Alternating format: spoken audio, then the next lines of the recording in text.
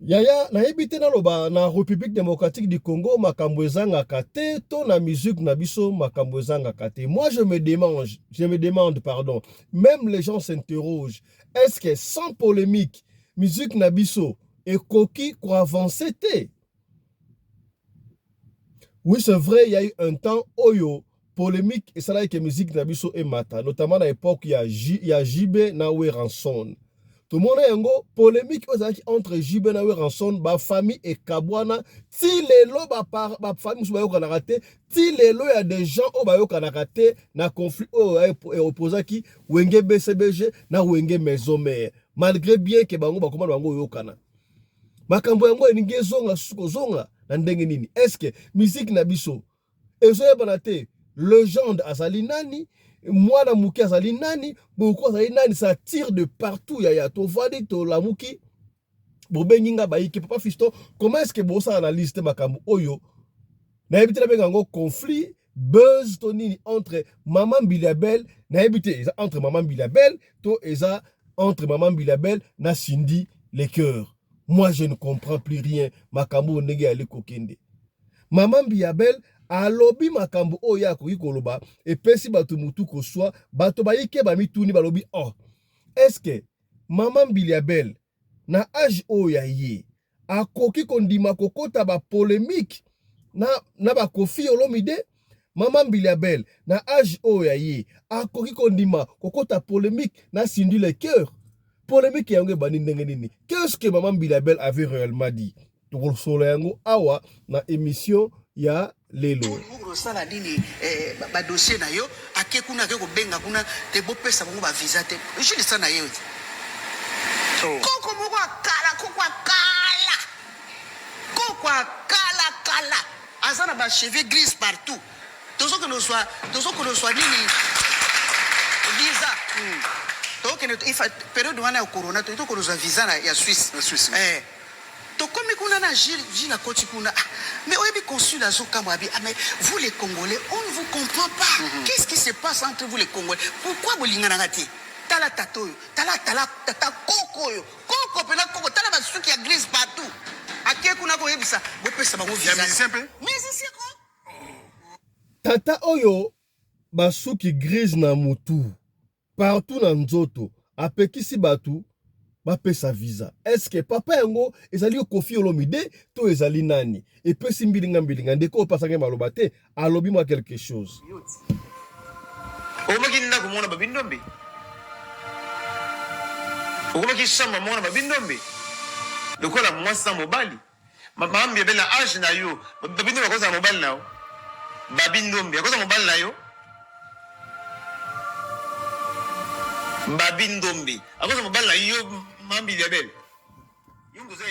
Tala esika ba secret mususu biso toyebaki te ebandi kobima bato babandi koyoka. Oh, est-ce que Babindombe kaka moko oyo akomaki mobali ya Maman Bilabel?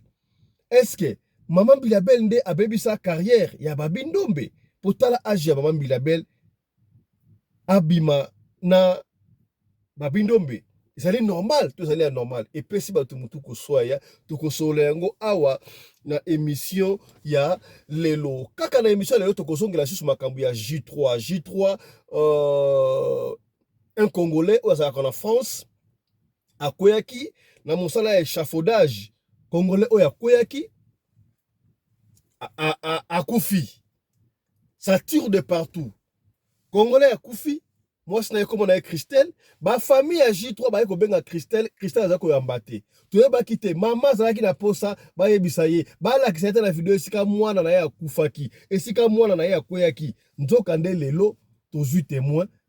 Oyo, amonaki, ndenge J3 a koyaki. Yaya, Kongola ga mutute, J3 a koyaki maninga. Bango nyonso tuila muzi ya saza batiki J3 ye moka bunda na liwa ti ambulance yaki mutu moko amaki J3 l'hôpital te peut-être soki ba pompe ba ka fam J3 alinga okufa te bakimi nini bazali ba sans papier congolaise moko monaki ndenge J3 azokata motema ndenge bazo réanimer ezalaki ba polémique oh ataki casque te ataki sa casque J3 azalaki na casque na ye tokosola yango awa na émission ya lelo. On a mon acquis, hein. On voulait te yébani, non? On dit qu'à ban en école, la monnaie, bon. Moi, je savais pas qui c'était, Naebi était, donc, du coup, l'idée à cause de la photo, tout c'était la base, ça, nous, ça, ça, là.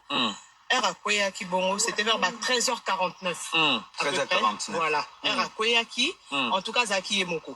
Rakoyaki là. Je sais pas si beaucoup de là, Bomoni, Makila, oui.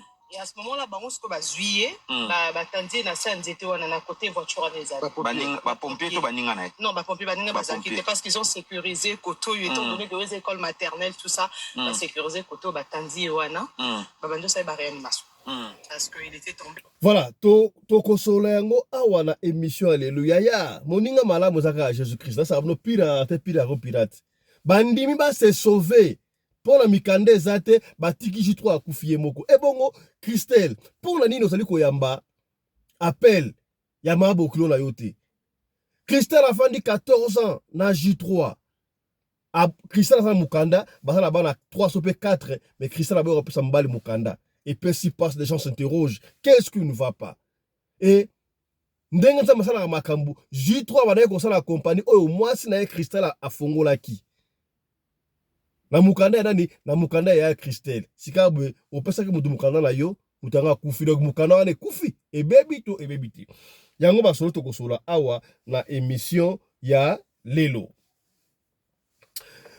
Mbote na bino bandeko balandi ya radio loko télévision bisika nyos tu bozwami merci na confiance pe fidélité bozali ko pesa programme oyo radio lokole masolo et pas wapi chaque fois tokuta na ka pona ko solola makambo zali koleka na communauté na biso africaine mingi ya biso batu oyo tolobaka lingala ngai kombo na ngai Fiston Pelende tata ya Sedek soki mba liboso yo otala biso to senga kana yo osabone soki osabone Kobo solate ko fina cloche à notification pour na orataka ba programme na biso ata soki mu kete. Ya to yeba ko partager. To partager ça ramène chaque fois masolo auto betaka awa c'est la parole d'évangile té. C'est-à-dire que alléluia amen té. To ko lo masolo ato ko sola to ko kipe ko za na erreur. Soki o moni que to na erreur yo za na droit o ya ko benga biso. Papa Fiston, et si quand on bien te correction, il faut ça la biso to kozonga pona toya ko bongisa. Tout ça la cannabis na sonité, tout ça la cannabis na orgueillité, biso to e fonctionnaka ndengo wana. Yaya mokizani makambu. Yaya kola mukeza kabtite na sarabino chaque fois. Makambu ele kana mokili oyo. Soki ba beteli ozo kanta lokola fiction, ozo kanta lokola maseki kaka. Soki et au vivre yango et leki na famille na bino de vous comprendre que makambu oyo ezali ya mbilinga ya mboto kota makambu ya mbilabel na ko ndinga to epengle mwa muke po bato ba ndeko ba ike surtout famille ya ndeko na biso J3 oyo akufi balingi ba yeba esika mwana bango akufala kini bango mona esika o mwana bango akufaki lokola biso na radio lokole mama emoka lobaki bo sunga ngai na mona ta esika mwana nga akoyaki ya eu de gens de confrères bandeko bakendaki ti esika oyo J3 akufaki alors et peut s'y passer jusque là on ne comprend pas pour nini J3 moi si à J3 Christelle ce qui m'a beaucoup là bengi azoko linga koyamba te ya plus grave oui c'est vrai.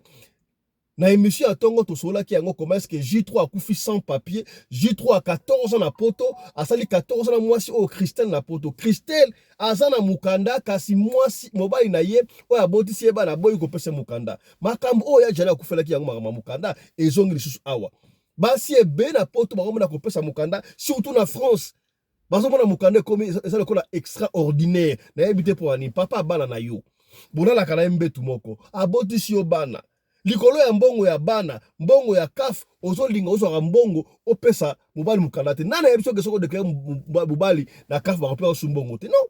Oko dekaya mobali asala kate, oko konzo ozo mbongo abande ko basto tika bituna wana. Est-ce que soka sala ki mobali asala mukanda? En fait, je veux dire pour la nini mobali asala mukanda, eloko ya dibosa wo disaka apesa mwasi na ye mukanda pa comme mukanda. Mais so yekomta nga mwasi. Pona nini mwasi soko sala mukanda po pesa mobali ezalaka problème ya kosaka la tele ngona comprendre te yango wana ata na libala soki moni mobali sala mbongo ebele Mobile accepte facilement la communauté de bien. Premier théâtre, moi ça les pauvres mais moi si soka ça na mbonge comme une complication à ta famille ah mon bala de l'autre côté olingo bala yepona nini olingo pona nini la kandingo wana J3 bagina ndaku il paraît ba vidéo ya J3 to mona kawana bilamba to mona kawana ya J3 il paraît et ça bilamba au moins na ya tekaka soza kuna soza ndengo wana en tout cas ipesinga passe ya kosarate mutu na ngai sui mutu mesali passe donc il sait que cristal na habité je ne juge pas mais moi si ya ndenge nini donc mobala ataka bilamba wana lati soki mutu amona sepeli nango abino na sepeli elamba wana ya otekelanga oteki donc a comme ça mobali mannequin na ye tondre ni moi je ne sais pas je ne confie pas ndeba ba ba témoignage ba ekoloba mais je n'arrive pas à digérer comment au fanda mobali pendant 14 ans pona boke na préfecture mobala ta mukanda et comme mbilinga mblinga na yebite ya ba explication tout ezaki na émission na biso ya tongo bolanda ki yango kasi awa toye kotalisa yo kobolakisa yo témoignage esika nini parce que mama asenga ki yango alingaka mona esika mwana ya koyaki toye bomona esika mwana koyaki akoyaki wapi témoin oculaire congolais alaki wa muninga akoyi ba master tutula mwisa sasa ya muninga malamu ka Jésus Christ muninga malamu ka Jésus Christ croyez-vous que amour wa zakala mpona maninga wana eza amour wa zakala mpona yo tala siko muninga ko eza ki J3 alongola ki casque azaki na casque te lokuta azaki na casque a glisser pe simbilinga mbilinga na iko ba mingi te ya botala na luka sika jusqu'à kufaki et bon tozonga totala tolanda. Nous sommes venus sur place, sur les lieux, là où notre frère J3 s'est éteint. Donc c'était bien ici, on vous a montré les gros cailloux de sang. Effectivement, ce jour-là, il faisait à plus de 30 degrés. Donc voilà, donc de là à là... Les jours-là, c'était à 37, 38 degrés, non? Oui, voilà, par là, exactement.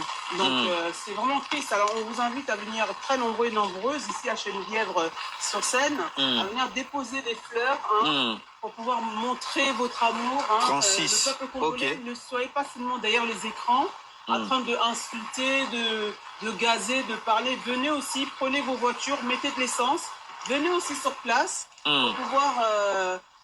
40 degrés avec notre frère J3 qui s'est éteint ici à Chennevièvre-sur-Seine. Donc voilà, des fleurs, ça coûte rien. Voilà, moi j'ai ramené des fleurs artificielles parce que des fleurs réelles, ça s'éteint vite. Au bout de 3 jours, les fleurs elles commencent à se faner. Donc j'ai ramené des fleurs artificielles pour que les fleurs artificielles puissent rester autant d'années parce que les fleurs artificielles ne s'éteignent jamais. Donc voilà, donc c'est ici que... Alors il y a eu énormément de personnes qui vous êtes posé des 1001e questions en disant il est mort où? On veut voir les images, on veut pas voir des photos, on veut voir les images. Les images, ils sont là. Les images sont là, voilà. Les images, ils sont là. Notre frère, il est tombé de là pour les personnes qui viennent d'arriver. C'est ici, ce niveau-là.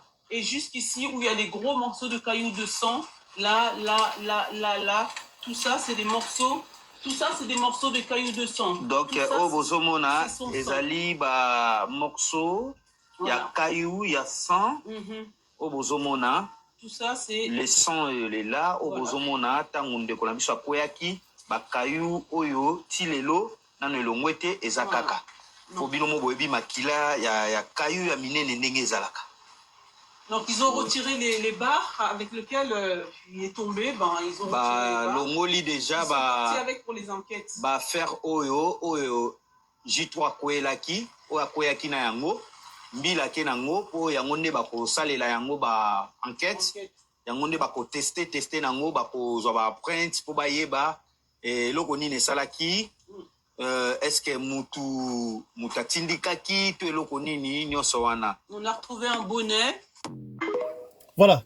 Voilà, ezali esika oyo J3 akufaki mais il y a une congolaise oyo amona qui témoin oculaire ndenge J3 kwei ayo bande ko lekana ya monika mutakwei wana azalaki ye moko te azalaki na baninga mususu bosa échafaudage muninga kwei bino bokimi parce que boza ba sans papier vous préférez se sauver botika ndeko na bino akufa bokima po bino boza sans papier mawa et puis si passe la témoignage ya congolaise oyo on a monaki congolais to yebani non on tika bana na école na monnaie bon moi je savais pas qui c'était na était donc du coup idée ya kozwa photo tout tite la kasa mutu no so ko sa musala. R akoyaki bongo, c'était vers 13h49. 13h49. Voilà. R akoyaki, en tout cas Zaki et Moko. Akoyaki là. Je sais pas si beaucoup mon là, Bomoni Makila oui. Et à ce moment-là, bango ce ko ba zuié, ba tandi na sa nzete wana na côté voiture na ezali. Ba pompier to baninga na. Non, ba pompier baninga bazaki parce qu'ils ont sécurisé Koto étant donné que les écoles maternelles tout ça, ba sécurisé Koto ba tandi wana. Ba bando ça ba réanimation. Parce qu'il était tombé, il saignait du nez, des oreilles. Est-ce qu'il y a Panzana qui monte ou n'est pas tout Panzana était bango même balongola qui casque. Ah. Oui. Bazaki na casque na ye. Il saignait du nez, mais vraiment des gros morceaux. Hein. Des gros morceaux. Voilà, des gros cailloux que tu as vu là. Bah, Tiwana, bazo salesco réanimation. Mais maman, Zelano, tout qui est normal, tout ça. Voilà. Donc, ça, c'était pour vous faire voir Ndenge Ndekonabiso J3 à Koufaki et Pessi passé. On a Panzani Moutou, à quoi il y a 7e niveau. Est-ce qu'il y a 7e niveau? On peut voir que c'est 2e niveau. Et Pessi passe à Kosakarate. Il y a Botika Biloba Loba. Botika Biloba Loba. Congolais, ata mo le Kamuta, nga okomu sayango ya ye. Nga loge Pessi nga passe muninga akwei. Bozala ki na ibo kimi. Po bozala mikandati. Combien de photokoloba soko na mboka batu lukali boso o s'intégrer ozwa mikanda tarasika boy. Bon, Dieu a donné et Dieu a repris. C'était pour nous une petite parenthèse pour la kotali sabino bomona masitu mama ya J3 abana kolela mona sika mwana ya kufaki ya ngwana bokata parti auto botindi la mama lien ya émission amona esika mwana na ye a kufaki. Voilà. Ya tokokota sika na sombele suka bisanga makambu oyo ezali koleka na communauté na biso congolaise généralement et en fait communauté na biso africaine généralement et particulièrement ya biso ba congolais ya na musique congolaise na banini est-ce que esalama na polémique to esalama ndenge tangu ba koko na biso ba grand calé ba ndeko yemba ba on a Marie-Louise c'est qui encore Marie-Louise c'est qui encore le nom? Marie-Louise. Marie-Louise, ngaïnaïe. Basalaki. Est-ce que polémique est salaki à boy? Polémique, en fait, polémique est salaki à y a les 7 patrons, Zaïko, Bakabola, qui d'après l'histoire, tu bien consommé. Polémique, ça qui polémique, c'est que y a Wenge, musique, à BCBG, 4 fois tout terrain, et pendant la qui, donc, et comment qui, Wenge, maison mère, na Wenge, BCBG, JB, na Wenge, rançon. Na l'obaki, à Wenge, bandeli, Batouba, Koufa. La polémique wana batu bakufa yaya ti lelo ya de batu oyo bayoka raté pour la polémique ya Jibe na Wera malgré bango bale bayokana étape wana ekoleka te komona ke no beta musique bien ndenge blesa loba yembande binande betande ndenge wana lokola makambo ya forme oyo na moni batu bunda yo forme ça ce sont des futilités à la tibre des futilités yaya vient beaucoup la banana ba forme ya ko corriger yango alobaka ekoloba elamba il suffit qu'un nzoto ndima so que nzoto ndima elamba c'est tout ba griffe ça n'a pas d'importance yaya okobebisa mbongo pamba okobeba blamba cher izolata elamba oyo ekofana na nzoto au mi propre c'est tout yango la festa ba anglais ba anglophone ba forme tali bangote bato ba forme ba so la ndekuna la vie à l'autre côté telemisa immeuble telemisa loko boy ata mutuka yo côté ya mutuka yo sala accident kufi mais so telemisa immeuble batu ba oso bandaku immobilier au construire via génération en génération vie ya libota na yo ba kufa nzala te on comprendre voilà makambi ya polémique oto ko fanda boye ya ezanga raté na batu oto bande ko s'attendre te ngai choqué ngai ko sakala te na yo ka polémique iso entre Mbiliabel na Koffi Olomide na Sindi le cœur ngai pesi ngai mutu ko soa maman Mbiliabel asala ba polémique na kamo ya ko sakala te est-ce à côté polémique oyo pour batsaeka azobeta ba consort tondrene moi je ne sais pas pesi ngai mutu ko soa Mbiliabel na ngala bengo ba insanité na regretter na niveau moko ko sakala te mutu swinga na niveau ya maman Mbiliabel. Est-ce que yé pena a coca qui ko prononcer makambo pour ça na monoko na ye de musicien moko boye koko basuki ya grise na mutu basuki partout basuki chita couleur partout asa bango kal na ba visa et conso na epeseka mutu koso et parce que aboyi ba comparer na Cindy le cœur Candy si vous voulez Mamasi lelo de benga kayi. Mais papa, on ne change pas l'histoire. Histoire za kandengwa so ko dans sens normal. Histoire ya Cindy le cœur na ya tabou na pardon na ya maman Bilabel et ça presque la même chose. Maman Bilabel parce là qui moi na musala epaye na friza non pas papa Rochiro danseuse a sepeli na ye et a juillet et puis a komaki moi na ba bot na moi écoute et souko na nzela on se rappelle de l'histoire ya maman Bilabel.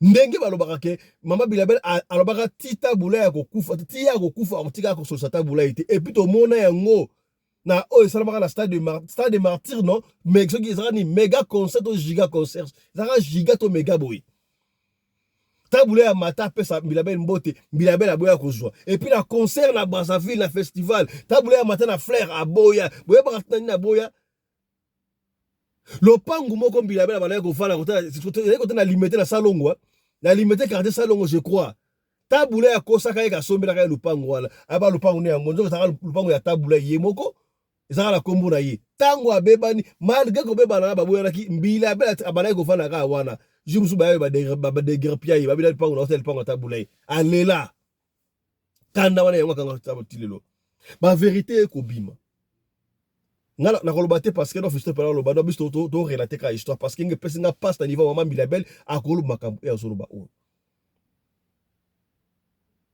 to maman Bilabel bazwa ki pas Rochiro qui danseuse chanteuse mwana musala bazwe lokola pe Cindy azala ki mwana musala so bolingi chanteuse par après ayo koma mwasi ya Koffi Olomide légitime tilelo ko faire na mwasi ka moko o Cindy le cœur abenga kaye mamasi bon comparaison te na ndenge mabwe bada mwa kala bana ko kipe ya ngoti oui c'est vrai maman Bilabel a abi eloko ya sala Cindy na sala ngote oui on veut bien to ko comparer ngote to yebi yango ki maman Bilabel asali légende mais na niveau ya légende wana kaka de ba critiquer Koffi na niveau na ye wana ako discuter na ba héritier te na niveau na ye na ba falite oh mais ceux qui vont comparer par exemple vous comparer Koffi Olomide maman Bilabel vous comparer était na Cindy le cœur alors ne comparez pas aussi comment Fally Ipupa na Koffi Olomide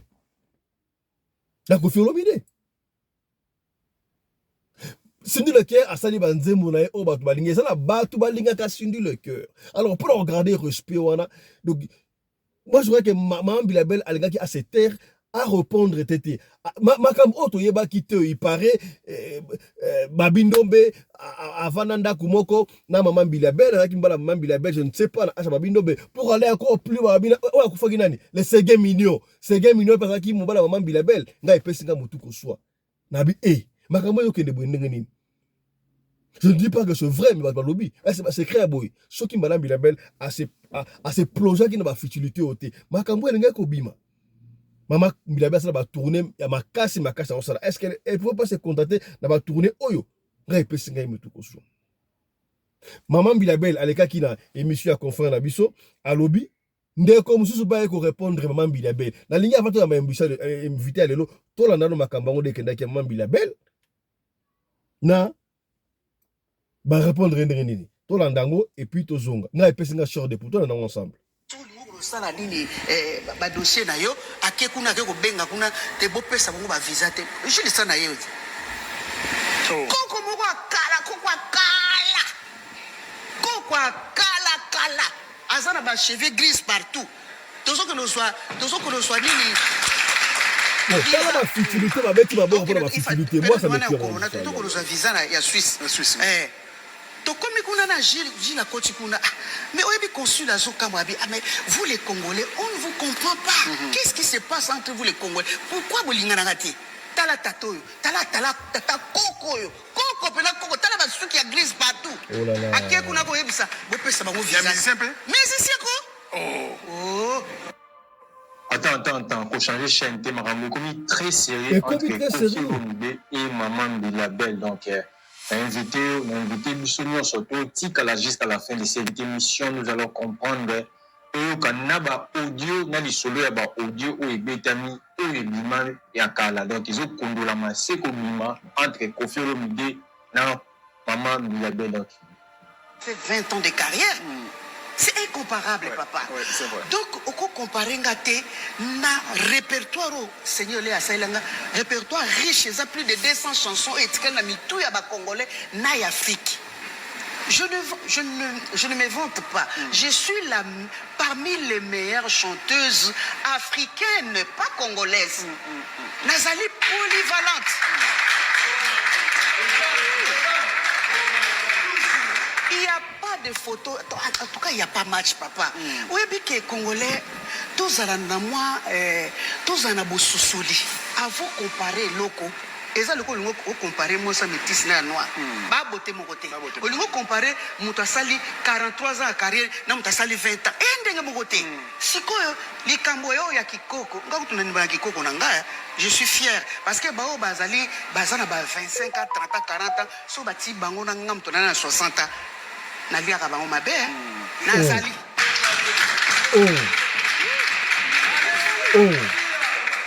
En forme, baba mekanan. Oi. Sala. Vetage. Moko la tango. Abina nango pendant 3 ans du temps. Katika vetage. Ya sapato de vetage. Na ya sac. Donc ala tinangai classique. Donc il va comparer na chanteuse mon côté na Congo démocratique parce que je me vante par rapport à mes œuvres, par rapport à mon répertoire est très riche, papa. Plus de 200 chansons. Na moi na 5 ans soko oti ya Wemba. Na kana Nairobi et so bon, la simana noana. Bon, on sait fort directement que Maman Bilabel azoloba na Cindy les cœurs parce que quand on loba la obenga kofi beaucoup là commence à répondre Maman Bilabel ah mais non baboué.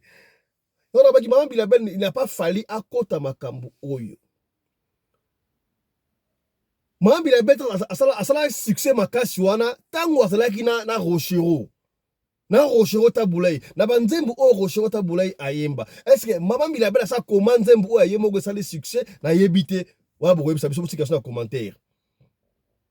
Maman Bilabel tanga longwe akabwani na Rochero tabulai. N'est-ce pas?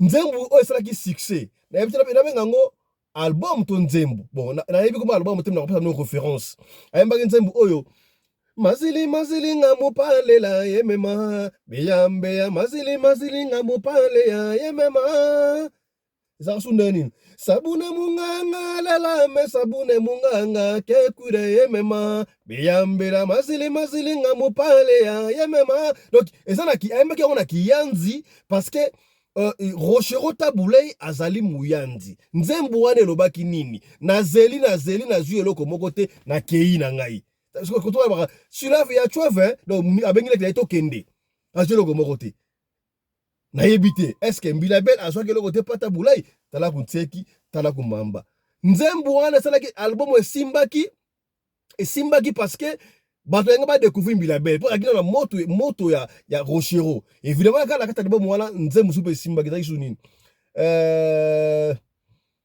zakisu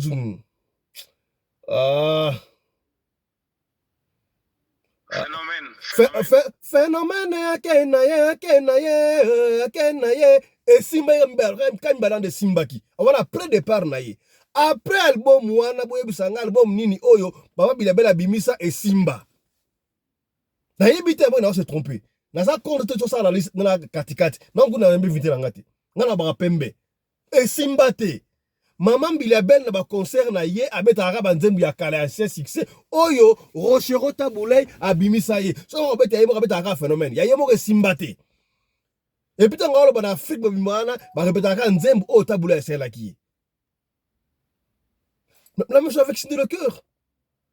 Si même aïe maranzembu na ye et ça na millions de vies ndenge na ye bon ça na kofi so qui pas au kabwana on verra baza age morote to ko pas carrière morote mais pourquoi c'est Maman Bilabel akolo makamande ngona na epesinga mutu ko so na to continuer audio ngo et puis to kokota to continue par rapport à ba œuvre na ngai bo silikate bo so silikani na zolo ba vérité pour nini Congo démocratique to lingaka vérité na zolo ba vérité eza vérité papa kamata banzembo na nga na yemba nyonso tu banda 82 ti lelo ti yango boti yango na Google boti na nini na yembi tellement ebele banzembo moko polyvalente nzembo moko métissage na world naza na rumba naza zouk naza salsa naza kana zali polyvalente donc na yemba ka ba rythme nyonso tu boko comparer nga na mutu moko te bo basiliki bo wana eza etalika bino nga naza kuna te nga nazomilobelanga yo mpe soko omoni olekinga tia ba œuvre na yo batala banzembo oyo oza nango oyo yembe ebele vana na bito ya bato bon est-ce que na niveau ya Mbilabel akoloba makambo azoloba wana nalingi kutukene musika te nalingi na oyo kokala ndenge ndeko oyo arépondaki Mbilabel okenda ngo musika te po singa epesi ngai mutu koswa tu vois to kanenge ba répondaki Mbilabel etika muke babeta mutu na saka na consul ya nini ambassade Suisse oyo wana mbalo wana kalate oya siko kaka avana ke ngobeta Suisse wana oh donc sikoyo asali ndengo wana soni ngana kera nga Suisse na ko beta aka saka na ko beta te na ko beta Bozwi na Kofi pourquoi Maman Mbilabel oyo zo sa lelo émission ko traiter Kofi mal éduqué Maman Mbilabel soki ba yo zaki bien éduqué yo bébé sa carrière ya mwana moko ya wenge babinombe au 25 ndako na yo pendant longtemps comme banola bola ramemi tout moko tu ko babu Maman Mbilabel soko za malamu nanya bomeli babinombe carrière yoti omaki ndako mona babinombe okomaki chamba mona babinombe lokola mwasa mobali Maman Mbilabel na âge na yo babinombe akoza mobali na yo babindombe akoza mobali na yo babindombe akoza mobali na yo Maman Mbilabel yo mtoza éduqué ba danse na yo na ba plateau émission ba yambaka yo mambu osalaka mambu olobaka yo oza éduqué yo d'abord so yo ozaki éduqué okofuna mutu ba éduqué na télévision mutu na légende de quoi Kofi Olomide yo nous éduqué te Mbilabel motema mabe yo linga tshana mona te ticha mona Kofi oh bosala clip ya sembla oh motema linga tshana mona te surtout papa tabula botsa o mwana ba Kofi Olomide benga bosala chante tabulei yo mbaye o interpréter banzembo yo o interpréter ya tabulei o boya mami lo bana Kofi soko faisait mutu mabe mais ça bana ba on a TV alobata Kofi oyo lobaka alobata motema mabe lelo mama ya Maman Mbilabel bimi na posta po Kofi lelo asali mama sine ngata lo légende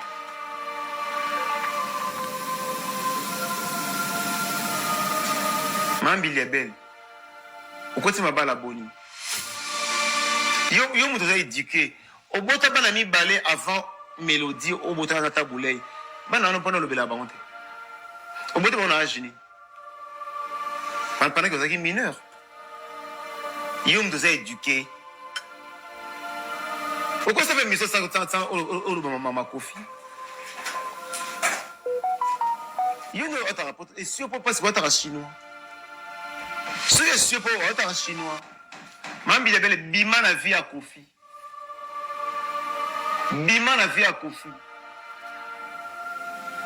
acha ma photo oza essensé acha ma photo oza zoba ya tata bakokoro na bana na yo aye batalaka yo babimisaka mai mbote na bino banso bisika bozwami Voilà. na bandako mpe nalingaki tona na ndenge wana mpo ngai epesi ngai mutu koswa makambo mosusu oyo tokutana yango na vie ya epesi ngai passe na bato mosusu tala niveau ya Maman Mbilabel abali kokende na mposa na fin ya carrière na ye mais azonga na bapolémique oyo amoi ke ye moko asepela sango ndenge wana mpo na balobela ye mais na ndenge aki mutu mpona boye ngai epesi ngai short de poule bapolémique on peut encore accepter na niveau ya bato mosusu on peut encore accepter na niveau ya bana mibali ata Kofi Olomide azaka buzoba na ndenge na ye aza papa mais mama soki akoti mama oswa na public ndenge wana oza kodéshonorer toute une nation nayebi te donc moi je manque le mot na niveau ya maman Bilabel awe koloba aleka oui c'est vrai ba aza musicienne hein aza musicienne ba misaro ba monde ngwana ya aza numéro 1 tout le monde a tumdali ngana aza numéro 1 oza numéro 1 par rapport à nani mutra mutala ba mundai c'est le quoi na mona makambo aka mingi na Congo soko sala eloko lingi muninga mso sala ngote mais kena au pays de l'Afrique du Sud par exemple ba junk food ba junk food oh ya kolia vite au moins McDonald's ade sikaboko ade te mona KFC esikaboko na chicken licken esikaboko na Roman pizza baza esika moko bango nyonso tout mais mutu na mutu akosala choix na ele eloko ya kolinga comment ko ba ko leki batu nyonso tout te soki olingaka X olingaka Y soko ye lob makambo oya yo ke makambo oyo ya ko chrétien ka bato ko chrétien za la kaka na kamu na niveau onga pesinga passe ya kosakana te na yambi pour la bino mon ami personnel le commandant Congolo Anderson de Djobour mon ami de tout le temps la voix digitale ya ba congolais no surtout en Afrique australe mbote na yo mon ami personnel le commandant Anderson. Bonjour honorable président Fiston Pelende Tata ya Sadek, le patron de la presse congolaise en Afrique du Sud. Mbote na mama oyo amipesaka respect, mama mutema munene, mama ya Boboto, pe mama ya Bolingo, mama Rina Pelende, mama oyo akabaka koleka mama Denise Nyakero, pe koleka mama Olive Lembe.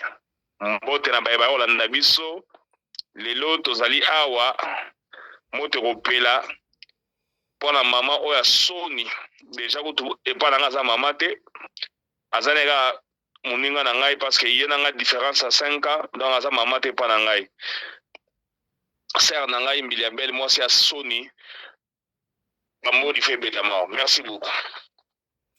Merci beaucoup commandant Congolo Anderson de Djobour torokende tout droit au but na lengi tosala katikati lokola yo ebi histoire à légende tokobeta lisolo to moni maman Bilabel asali sortie médiatique na ye atangi kombo ya mutu oya pekisaki bas pesa bango visa okelebeti na Suisse elobeli na ye makambo oya azoloba ezobima lokola kaka Kofi Olomide parce que ndeko oya ko répondre ye alobi yango clair maman Bilabel abima na via Kofi Olomide maman Bilabel ba dire na ye alobi bako comparé à une chanteuse mon côté na Congo démocratique particulièrement mais généralement en Afrique succès oya ça plus de 200 chansons mutu mona akokisi yango te et pesi mutu koso ya kosakana te kasi na yebite soko zalaki na ebandela na beti lisolo ya J3 ndenge akufi to la sika oyo ya akufi J3 akufi sans papier moi si na ye Christelle azalaki na mukanda mais bafandi pendant 14 ans apesa ye mukanda te histoire na ye comme similaire ndenge mona ya Jani na lingi ozonga moi bandeli kuna osala moi synthèse ya moi 2 minutes oloba pourquoi est-ce que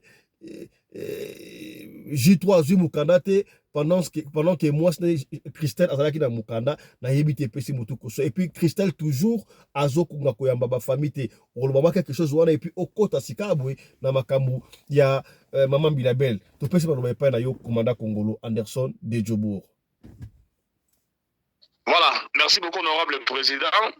To bandina na ko remercier bandeko oyo bakene ko filmer place J3 koyaki et oui quoi PC maman oyo azana besoin mon taille et sika mona na koyelaki.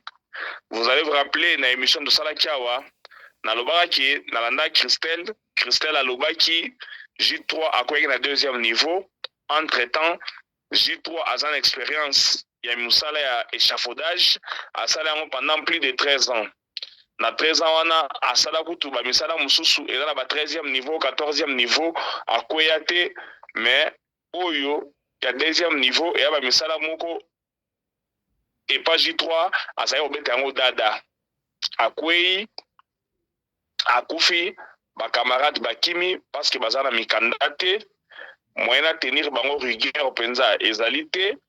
Vous savez d'abord batumuso baza ba maîtriser les émotions na bango te muninga bozana kwei peut-être bakimaki non seulement parce que bazana mukandate peut-être bakimaki parce que somo esalaki bango bazo ba témoigner te bazo ba olobate batumuso banga bato mosusu babanga micro bato mosusu babanga mbila donc baémotion yakozala elataki bango mpe bakimi tosi tomona baka ya ndenge wana moto mosusu akokima akela akimi nano ata 100 mètres dans le vide après se ressaisir aye kozonga mais malheureusement bango bazongaki te ti bapompier bayaki donc vraiment ça fait mal hein? Ça fait très très mal komona ke jeune garçon akei boye eoyo mpe ekamusinga ezali ke mwasi na ye atilizaka lokola mannequin ndenge obeti lisolo wana eza so makambo eyebakisa so mpasi likolo ya mpasi na famille ya J3 oyo ndenge outi loba awa Jani Faye azalaki ye moko te ntango tozokondane mwasi oyo azalaki konyokola Jani nzoka J3 mpe azwaka mpe makambo nde na pale mais ye nde azalaki mwana mobali te. Comment expliquer ofanda na mutu pendant autant d'années ya za na mukanda za na mukanda te mais ofanda ka no botsake bana bo continuer à vivre ensemble. Non, elle ne t'aime pas mon ami, il fallait partir depuis donc il fallait que nene ko banda kala mais tala ayo kende na ndenge mabe ya akili bela il fallait bimane na parler wana ake no luka ba côté mususu. Petit na biso kutu Prince Bakali aye poto ka lobi awa a escroquer petit momi oyo akosa batu kaza mona Kofi aliena ba 20 000 euros mbongo na valeur ba 20 000 euros mais J3 moi na poto akala au travail peut déjà aspect ozo ko rater ko lekela moi c'est esprit donc petit na bisa pigi mo ya Prince Bakali aleki esprit bon aza déjà mo way meto condamné mingialité na bino ba yo botsika na bomo ikuna na poto soko moni ke moi ça lignote bima na yo kende ke ofanda kawana ya mukanda te tala lelo oyo masa na bino akufi mwasi azata kopesa valeur moko te na mama bokilo mama mobali oyo avandaki na ye donc aza komanke bango ba respect akangi bango d'ailleurs bandoki en avance donc ça fait très mal babilo ya boye oyo na conseil na bino oyo botika na bomoi soko omoni mwasi aza kilo na kopesa mokanda bima kende seka lingi yo te bima na yo oza chance kote mosusu mwasi mosusu aza na mokanda na mais azanga mobali azoluka mobali donc bobima bokende. Merci beaucoup na lisolo ya J3. Est-ce que honorable président avec votre permission toyo kota na dossier à maman Bilabel. Voilà, to koti sika abona sombre su kabisa. Ya bande to s'abonner ko to partager beaucoup de benga bande ko ba ko kota papa Fisto abandi analyse ya maman Bilabel. Bokota papa Fisto abandi maman Bilabel parce que et puis singa somo ya kosakana te. To pesi maloba et pas ya komanda kongwana so de jobo. Zwa penata na expliquer biso très bien maman Bilabel na maman Cindy le cœur ne surtout au sein d'analyse makambo oyo ya babindombe ezali ya solo to ya lokuta ya sege minyo oyo atika biso ya solo to ya lokuta est-ce que producteur na bazali siko atambola na ye azape mbal na ye on ne sait pas par le bombo kayo. Voilà, merci beaucoup honorable président.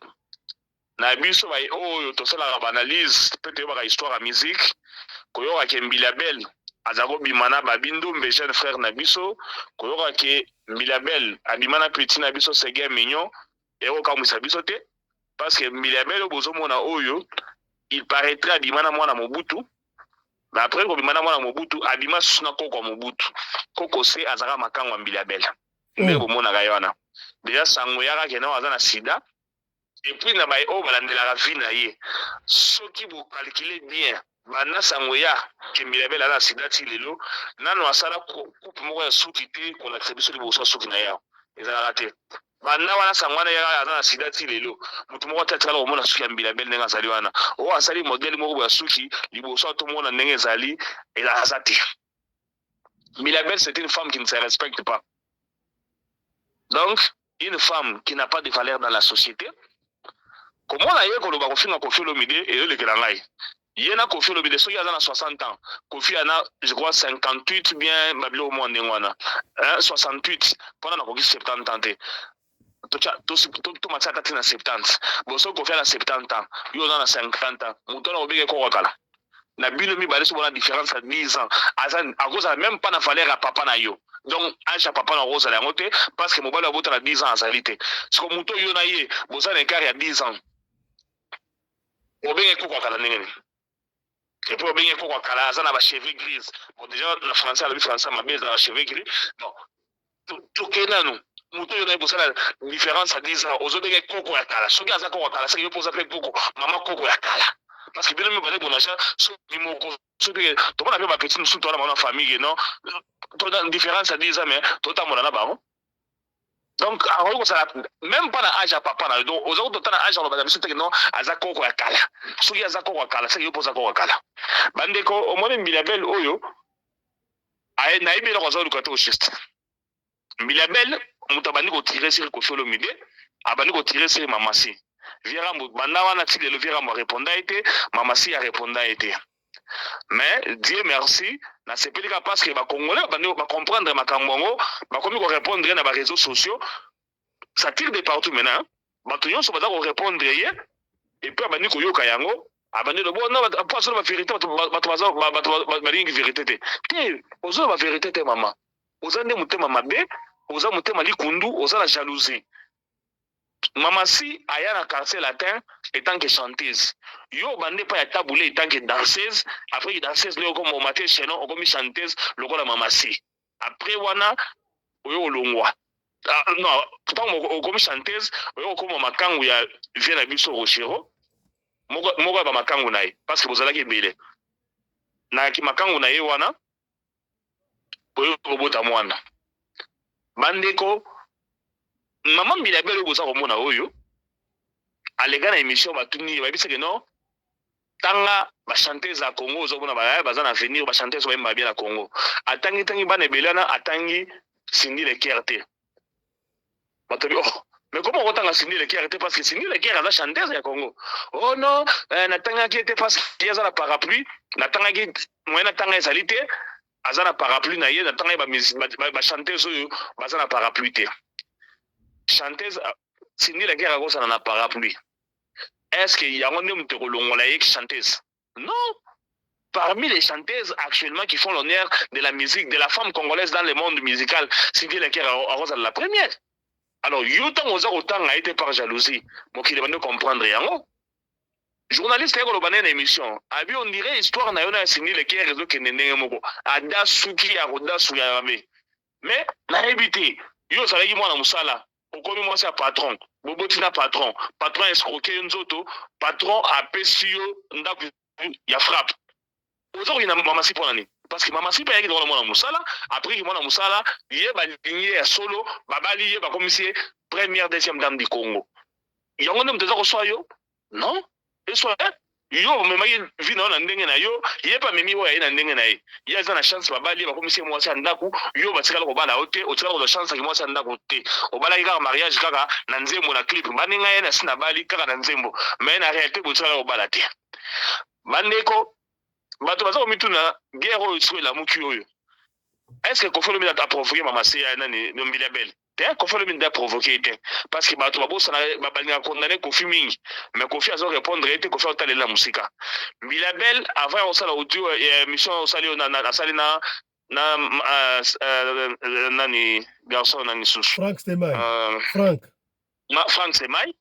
Asalaki émission moko wana abandi okota makambo ya Kofi ya audio bimaki pour la JB. Oh non, yo tata mukolo, oyo loba makambo teke yo JB asoma bilamba. Akomiti asomi makambo ya bilamba ya JB o Kofi alobaki non, JB asoma bilamba na légalité. Tomi tuni bon, na ebité. Maman Milabel oyo akomi muta clan wenge, poto lobaki akoti makambo na clan wenge, non. Akoteli yango wapi mokili to comprendre te pour la ni akoti makambo. Mais dans la suki wana te aye aza la biso moi sapato na ya Versace pambala na sac azo bateke Mamassi mais makaba sac ya cher la traba sac ya cher kolekana o yala siwana so Mamassi alobela la kise ba ndako ala kise ba chaussure ya kombo akomona te kama sandalo yala te pambala na pa Mamassi akomona ngote Kofi Olomide a façonné Mamassi a fabriqué a sala ye o ya sali lelo selon baguna ye. Donc azata na bilamba moko te o ya ko mema aya na ou bien saka mais ele ga Mamassi aza na ngote aza na eloko te ndenge azali wana tabule ya kufa ezala yeza bana batikela tabule etikela bangoni bana tikela banga héritage ya Zolo à part héritage ya Zolo tabule etikela bana nene eloko moko te bongo ya ozani ni mtazali kutu makango ya libanda akozelo moko te pa aza na ngote banzembo oyo lobi ke non banzembo simbaki mibale wana tango alongaki pa tabule akomaki makangu ya Ringo Starr. Ringo Starr wazalaki arrangeur na ye Ringo Starr ne mutu asalele ba arrangement banzembo wana après wana pe beba la suna Ringo Starr bana beba na Ringo Starr to mona ka susu eloko place nzembo abimisaka te akoma kaka ndongo lobi wana abeta ka babilo wakala mais sikoyo mutema mabe na muto ozoyema banzembo ya sika eza pe kosimba tozoyeba te ezouta wapi. Bon na badire na ye awa to comprendre quelque part alobi ganyaki na Suisse Vierambo abengi na ambassade bapesa ye visa te bakoboye opesa ye Vierambo abenga baboye opesa visa ya mosala ya problème ne parce que actuellement na Congo muto oyo akoma kotia bato bakali na bango bavisa azalaka moko fali pupa soko olingi fali apesa yo bavisa il faut ya kocritiquer Kofi na TV. Évidemment c'est la même marche qu'il est en train de suivre. Au moins alobi anaki yo non yalinga kende Kofi atini babenga bapesa ye visa te. Après ote maintenant bochaka mwana nga mungala wana fali pupa bocha ete donc au moins déjà ya zo kan tsaka leki biso na mayele nzoka biso watu tozola net leki na mayele fali aza na système wana so li peso visa il faut le la télévision on critiquer Kofi il faut le la télévision on finga Kofi pour peso visa donc nenga sala la biba carré na yeba zali wana atangi batu na mwana wana donc pour simba il faut pas les rater il faut pas finga Kofi le milieu au moins tanga la biba koko moko boye ya suki grise ba beti maboko kuna. Pourquoi? Avec espoir qu'il fallait appeler ça un visa. Mais nazo oyo batte makambo. Oyo rason azo kende na poto ba musicien. Na moni place musicien oyo rason ba ko finga Kofi na TVT pour ba visa. Na moni ngote. Petit na biso hérité azo ba musicien ba visa. Alega na TV ba finga Kofi te malgré qu'il a pro fali. Alega te ya finga Kofi. Donc maman oyo mukolo boy 60 ans d'âge. Âge ya sagesse metana ba makambo ya sali. Bandeko omoni ba biloko Mbiliabel azo bisa bino na. Mbiliabel a mwasi ya mutema mabe. Mbiliabel bazalaki ba femme âgée dans le monde de la musique na Congo, il y a Chalamwana. Depuis que Chalamwana kufa yana Mbiliabel ba raté. Ah, c'est pas vrai. C'est pas vrai, bah ça la clip. Je dis vrai. Ba loba na raté, Chalamwana kufa ba loba na raté na Mbiliabel. Aleka na TV, ba tuna Mbiliabel ko bomona fana so mi biso ko santo. Aleka na TV ba tunie ba relation na bona Chalamwana na beza bien te. Et ba tuni o ça démarche to o kene o luka abi na o sala ngote.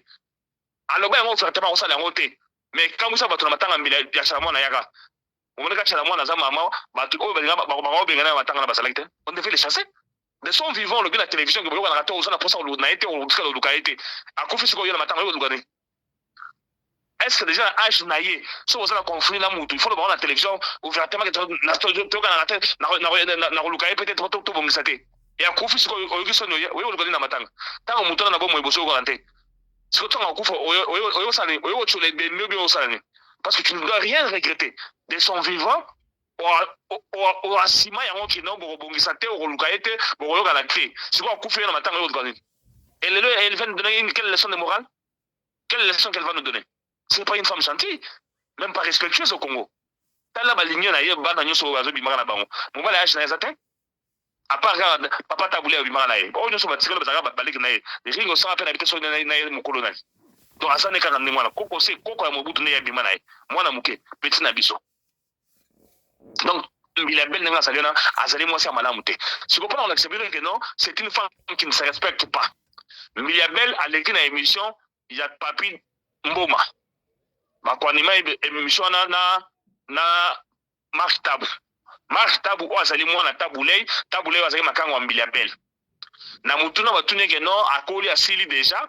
Non, alabi nazali nanu kaka biloko bana alinga bande pa ya nani ya Frank Sema yana ya ko bakena bana musa mike ya liaka bango na ebita aliaka bango na nini parce que déjà ninga to yebi boy mutu soki age koli soki ya mutu telaka ba soki nyonso nzoto etelaka donc ninga azali nda ya soki nzoto se telie bazalo bana code parce que bana ba chaîne makola nda biso eza la mapeka eza na c'est télé soki ne sait comment déjà pembe ninga azali wana soki yeta ngazolo bakena aliaka bango na nini alors na émission Marc Tabu ndenge zaliana et na Marc Tabu na Frank na Papi Mboma pour montrer que non azali nanu abaluki ya pesi bango sima elle commence à trémousser les fesses oui bisangai mwana ya mobali na yo ya matango na yo azali wana yo baluki pesi bango sima obandi ko ningisa matako wana pena asa mama pour respecter mokili moi c'est ndenge wana asa na valeur to ko pesa on ne peut pas l'honorer on ne peut même pas la respecter. Donc moi si ya bisaleli mabe moi si ozana ntina na société zalite mama si ça entend ça blo wana te donc yé pona yé azoko ta ba guerre mo bona Kofi na ebite parce que azana souci fallait passer ba visa ou bien jalousie parce que Vierambo azako tombola mama si yango ezako sele mu mutema passer mais non luka yo olobi ko zo ya ba jeune fille luka soko mbali yo osana ite okufa ka bo mutolelo na meno ozala te le coup moi c'est dans ndako libala kim pour le coup fat yo jour ko fana mtalo na mto mbeto na nani saki ne hotelengana na ebite ba makango na bana mikio so ba yo le kana na ebite donc bilabel nga salena tout ce baté le kwazo luka bon ça peut-être que ne pas toi ça la succès que à côté de Navirambo te atika ko atika toza na souvenir na mabe ayebisa biso ko bongisa chala mwana te ti chala mwana kokufa chala mwana pa kufa babongisa te donc on a souvenir na mabe papi mboma ya bien émission bazana marque tabu mwana ya mobali na ye abaluka pesi bango sima elle commence à trémousser les fesses comme une pute babilo qu'on a eu yangwana donc genre moi ça ndengona la société vraiment normale il fallait tout bannir à la TVT. Merci beaucoup. Voilà, merci beaucoup pour l'intervention Kitoko ya commandant Congolo Anderson de Djoboura. Mesdames et messieurs, c'est par ici que nous bouclons la deuxième session de Lelo. Audio est belé. En ce qui concerne J3 et pareil, J3 esprit na yebandi ko bima esika ko ya Kitoko zonga yango du susu na session autorozwa kalambengite awa. On va finir par ici une petite question, mais aux introduction, il y a émission de Rosala Yangona Tongo, na commandant Anderson. Commandant Anderson, ça tire de partout, na niveau ya Afrique du Sud. Aux alliés moko ya Bakambi, ya communauté en Afrique du Sud. Il paraît qu'il y a un mouvement, et au Salama, Batouba Pesa Bambongo ya passeport, na ambassade ya République démocratique du Congo, na niveau ya Pretoria, depuis novembre, octobre, passeport et bimakati. Et puis, il y a strict de Pesa Bambongo au-delà. Parce que ils ont $150, $99 à Kinshasa, mais awa, bah, plus de $50. Il y a passeport. Passeport est souhaité. Ambassadeur Yakala, Moulaja, fidèle, accueilli, malgré qu'il n'a pas été accrédité. Bah, nommé ambassadeur Moussou John Nyakero. Aïe, est-ce qu'on l'a accrédité parce que bah, Boyakaya avant Moulaja, on va pas rentrer pour le micro, on a passeport à Batou.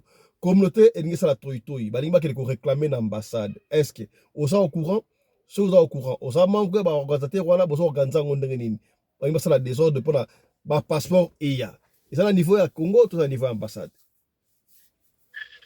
Voilà, merci beaucoup honorable président pour la motuna wana ezali sika pe biso tovandaka biso tole bata communauté ezali makambo oyo normalement to géraka na mboka oyo ya liboso nanu ambassadeur John Nyakero qui est à Ngaya Baboyeke Tour Liboso. Non, ce sont des spéculations de l'homme de la rue. Ezali ba makambo oyo, ezali vraiment ndenge wanate. Après Fidel Moula Jayekoya, ba crédita été nandenga songi boye, ezali ba kodo ko ute pa ya ancien ambassadeur. O ezali bon fait na biso ben poko.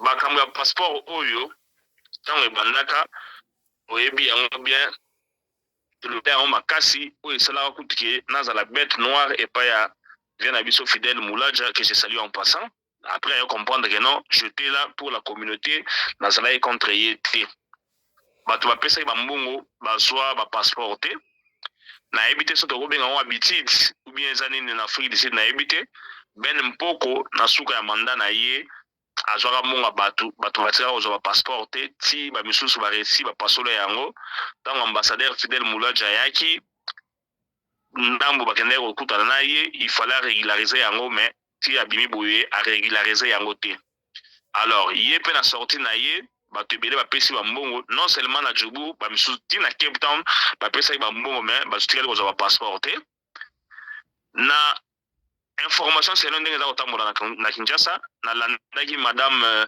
ministre des Affaires étrangères Maman Thérèse Kayikwamba Wagner o alobaki ke eza na bato oyo bapesaki bambongo tina date moko boye bakozwa ba passeport tango compagnie ya Sikikoya ekoyeba ndenge nini bakosala mpona kopesa bato wana ba passeport alors bato oyo bapesaki ba passeport bakotisaki demande ya passeport en Afrique du Sud bamekana no kozela ambassadeur tanga oya to solo na ambassadeur to expliquer problème wana total so ya biso solution au lieu que to banda na ba désordre na sala ki ba voice awa ko yebisa batu ke non ambassadeur asikasali ko ya to yambaye to zana bolamu na malamu na ye pourquoi parce que nous avons beaucoup à lui soumettre alors parmi les problèmes to soumettre na ye ba problème ba passeport ya boyo oyo ekozala alors si ko so to ndo ba vivre des pique mame okomona ke to ko solution ba problème ote na banzi bat oyo ba comprendre nga mabeta na baike non nous devons recevoir l'ambassadeur à bras ouverts et nous devons travailler en collaboration avec monsieur l'ambassadeur oh parce que mabe ba comprendre c'est que non ambassadeur a comme dans mais ba problème ba niko bima.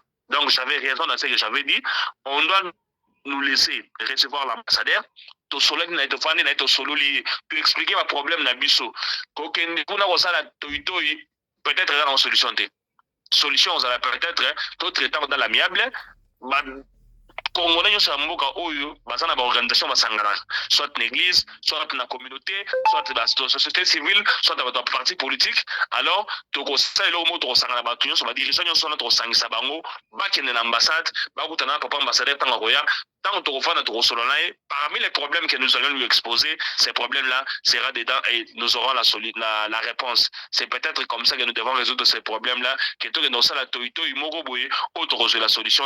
Je crois que c'est pas une bonne marche à suivre. Merci beaucoup, honorable président. Merci beaucoup, commandant Congolo Anderson de Djobour. Ici, vous avez intervenu comme étant moko ya bakambi ya communauté. Je crois que vous avez dit son côté dans le décoration en Afrique du Sud. Kataba partout à Tindela et Bayo catholique, to ete boza na kimia. To pesa bango atati mois 2 mois on verra. Et puis to kozonga to ya kota parce que lelo j'étais en communication na moko ya ba diplomate na ya ambassade a esibiso makambo wana na niveau o ya bangote. Et donc, na niveau ya Kinshasa, na changement ya ba machine, ya Semlex, et l'ongwa kota oyo je crois, mais ba ko régulariser yango kaka. Donc un peu de patience pour la passeport. Mais on va revenir sur Makambo A Passeport dans nos prochaines éditions. Merci de nous avoir suivis. On se retrouve prochainement avec notre numéro de l'émission Radio Locolé Masolo sur votre chaîne Radio Locolé TV. Portez-vous bien. Santé de fer à tous. Chap chap. Et tara.